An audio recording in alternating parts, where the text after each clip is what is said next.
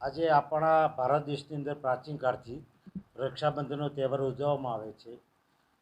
ભારતના ઇતિહાસમાં આનું ઘણું પણ રક્ષાબંધનનું વર્ણન પણ મળે છે.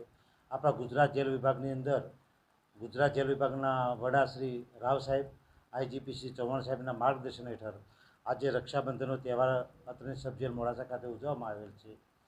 આજે દરેક બંદીવાનોને પોતાની સગી બહેનો આવી એ લોકોને હાથે રક્ષા બાંધી મોઢું ગળ્યું કરાવી અને શુભેચ્છાઓ પાઠવે છે. જેલમાંથી જલ્દી છૂટી જાય શુભકામનાઓ લોકો પાઠવે છે.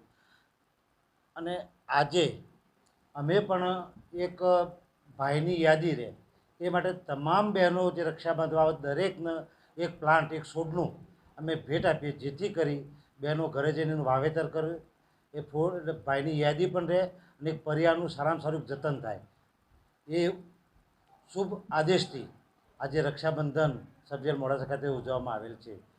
આજની તારીખમાં કુલ આપણે 108 બંદીવાનો જેલમાં છે અને વર્ષો સુધી આપણે ગુજરાત જેલ વિભાગની અંદર રક્ષાબંધનનું પર્વ ઉજવવામાં આવે છે. આભાર. જય હિન્દ.